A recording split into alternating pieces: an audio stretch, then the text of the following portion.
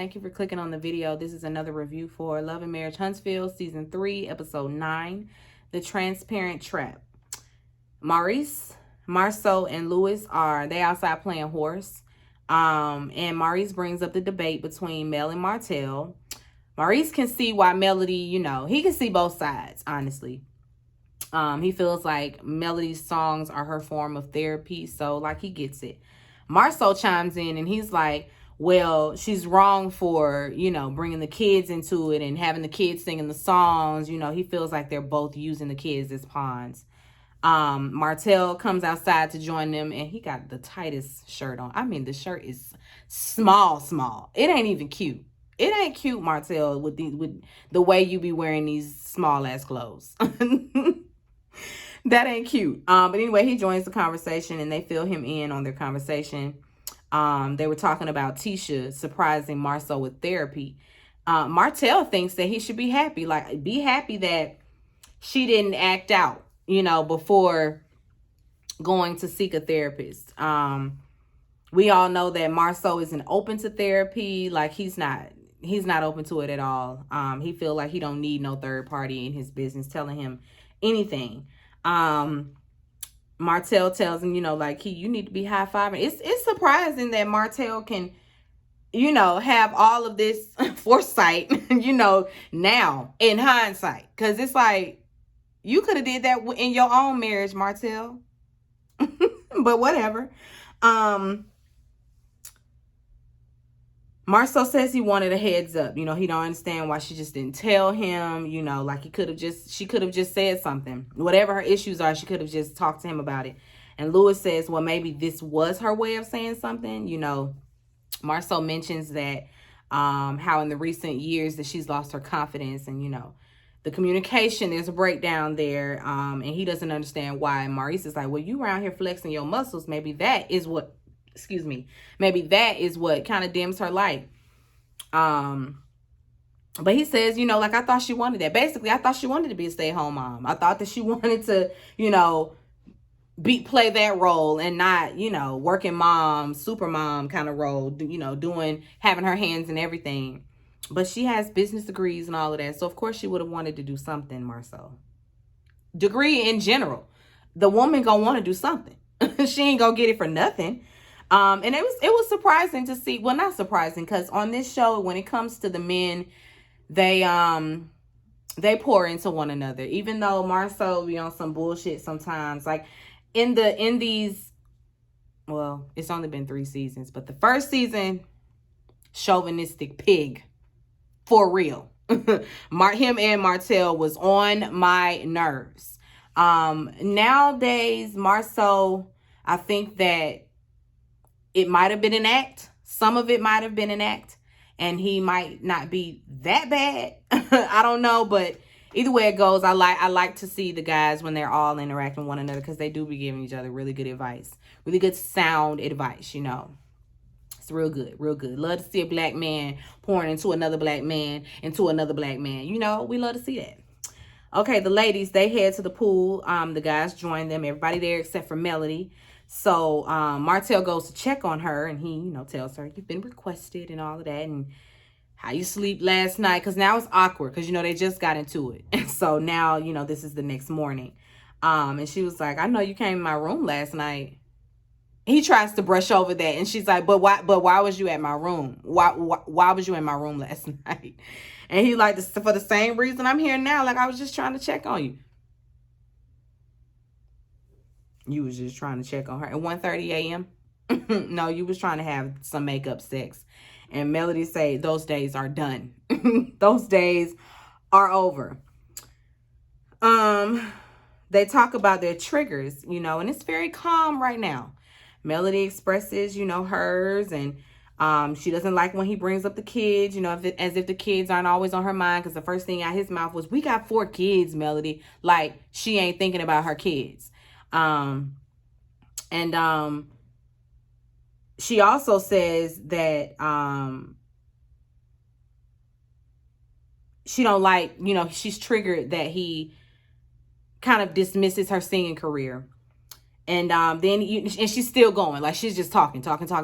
And he gets annoyed by that because he can't even interject or defend himself. She's just talking. And that's not how a conversation or a discussion or a dialogue goes. Like you can't just, I wouldn't say she's berating him, but you can't just beat people over the head with your triggers and your issues and what's wrong with you and me, and then they got to just sit there and listen, not being able to defend their actions, not being able to defend anything that they've said, none of that. Or you just gonna control the whole dialogue. Oh no, that not on Martell's watch. And so he interjects, and now we arguing, and they really go at it.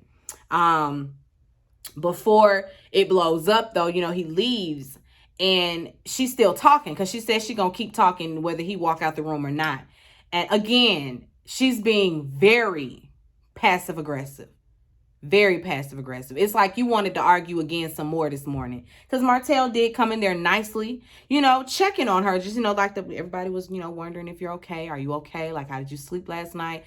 Despite the, circumstances. He was being cool. I'm going to give it to Martell this time. I'm going to say Melody is the one that took it. I think she the one that took it left.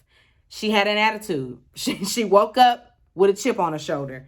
But Martell fly back around that corner, calling her the side chick. She was a side chick to two niggas with, two men who were engaged. And it's just loud and toxic. You already know that now everybody outside is hearing it. And so Marceau running in there to get Martell out the room. And it's embarrassing. The rest of the group is embarrassed. Okay, so that evening, Louis say it's time for wilding with the Whitlows. They're going to play some drinking games. Tisha and Kimmy go and drag Melody out of her room. She says she got her bags packed, though. Bags packed and on standby. Like, if she got to leave, she's going to be ready. No, Eden, I'm not. Can you please stop interrupting me? Anyway, where was I? Okay, they start the games. Louis explains the rules, basically either answer a question or take a shot. Melody gets the first question. Are your sexual needs being met? And she's like, yeah. Martell is next. Okay, so how many people have you had sex with in one night? He says 2. Y'all know the 2. My wife and my girlfriend. Maurice gonna say, cause now after his number, it's got to be a higher number than that. So Tiffany asks the other guys, okay, so higher number, who got the highest number? Maurice says 6. Everybody looking at him like, 6? Who? Tisha want to know, did you bathe?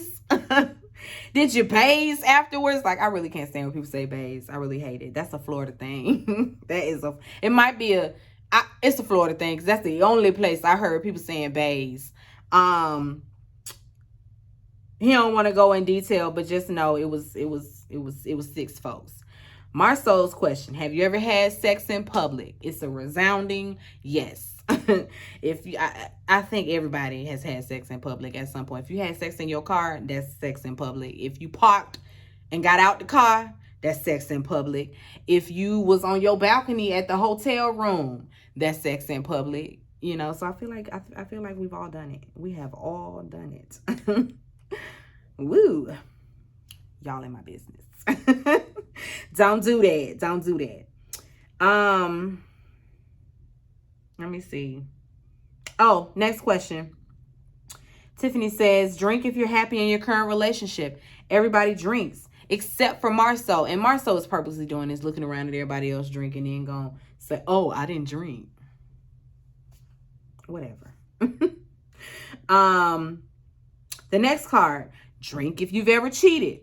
Everybody drink. Like, at one point in life. Not on my spouse, not on my husband, maybe on a boyfriend and because it's like they said ever. Have you ever done it? Not have you done it while you're married? No. Have you ever done it? And Tisha's just like, oh, I haven't cheated. Tiffany says, well, aren't you a fucking princess?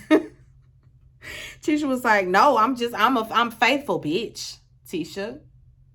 Now, if Tiffany had felt the sting in that, because it was meant for you to be, you know, for you to cut her a little bit because you ain't like that whole, aren't you a princess? You ain't like that. And so your comeback is, no, I'm faithful, bitch. See, why she gotta be all of that? Why she gotta be the bitch, Tisha? Because had that situation been flipped, Tisha be all in her feelings about that. She know good and well she can't take that stuff that she like to dish out. Because that really would have went left for me. But anyway, Tisha changes the subject and she asks him, you know, okay, what advice would you give, you know, for a long-lasting marriage? You know, we're here to celebrate love and marriage and all of that. Kimmy, she has her input. And then the question is directed at Destiny. And Destiny's like, I ain't got no advice for none of y'all. Marceau interjects and is like, yeah, tell us what you did to make that man leave you. Where's your husband? And she's like, ex-husband? He is where he is. Ex-husband? What?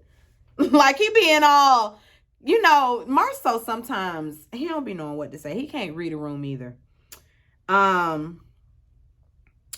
That brings the conversation to staying and leaving. You know, how does one make the decision to stay versus leaving? You know, do children play a factor in all of that? Tisha says she never wants to be the single mom. And she asks Kimmy, you know, can I ask Maurice a question about Kiowa? Okay, so Kiowa was telling me that when y'all divorced, like, you didn't fight for your marriage, and had you fought for it, like, y'all would still be together. Like, she was really diving into that. Like, Kimmy ain't sitting right there. So Kimmy say, I see you, girl. I see you. That's tacky. I see you. Anyway, the ladies are going to go out. Maurice does answer the question, and he handles it with grace. You know, he in no way is going to disrespect the wife he with now. You know, basically it's like, listen, what happened with her really don't matter. I got my prize. Okay, let's not talk about Kiowa anymore. But the ladies go and get ready because they're gonna go out separately. While Tiffany and Luis, I keep calling him Luis because I keep spelling it like that. Louis, just typing fast. Louis, they're getting ready, and he tells her about, you know, his conversation with Marceau, you know, on the court. About Tiffany, about Tisha taking him to a surprise therapy session. And Tiffany, you know, of course, immediately has no patience for Tiffany's lack of confidence or none of that. She's just like, what? I mean, we're grown. Fuck, you've been married 15 years. You can't talk to your man. Like, she has no empathy, no none of that. And Louis is just like, I mean, everybody isn't as confident as you are. Every relationship isn't like ours. People in their relationships, they might not be telling each other everything like we do, you know? He giving them the benefit of the doubt. Tiffany, on the other hand, she like, do better. And I'm just trying to figure out what because he's talking about we're just gonna focus on being an example to the rest of the couples. Why? Because y'all stay on this show long enough, we're gonna be in y'all tea too. So what makes y'all like, who made you the blueprint? Who? Anyway, the ladies, they head out, they take some shots, you know, while they out, and they sit down to talk. Tisha tells them she has a surprise for Marceau. It's going to be a vow renewal. And Tiffany is like, well, let me just let you know, like, take it from me, because I surprised my husband with a whole wedding. You might want to let him know a little something, you know, just a little bit. And then she brings up the therapy surprise. You know, my husband was telling me that you surprised him with a therapy session. And Tisha's like, yep, sure did. We got date night back. Sure did. Tiffany is trying, she's like throwing salt in it. Like, I don't like that. She's trying to, like, cause she's poking. And she's trying to, you know, create doubt in Tisha's mind about her relationship with Marceau, because she's saying things like, well, Marceau is saying this to the boys. Like, you guys, might be something you want to talk to him about. It just seems like you guys don't have like you guys aren't on the same page. Like, you might want to talk to him about it. Are you staying together for the kids? And Destiny has had enough. Understandably, like, rightfully so, Destiny. I understand that. The rest of the ladies aren't really saying anything, but Destiny kind of just basically like, girl, you can't read a room. You talk too much. You, like, what you're saying is rude.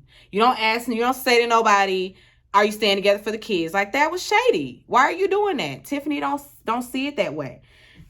Melody chimes in, and it's not to defend, but it's like, we'll hear her out. And Destiny don't like that. Destiny feels like when it comes to Tiffany, Melody is always intervening on her behalf.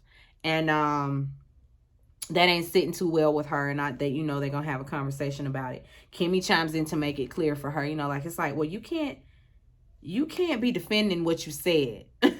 Especially after this lady done said it offended her.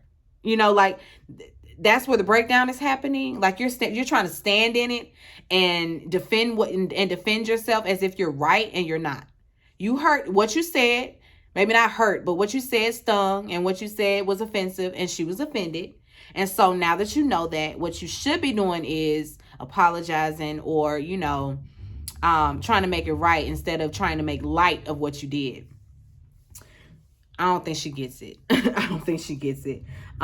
Destiny, of course, still got snide remarks, and it's like they, both of them being very passive aggressive towards one another, more so Tiffany than Destiny.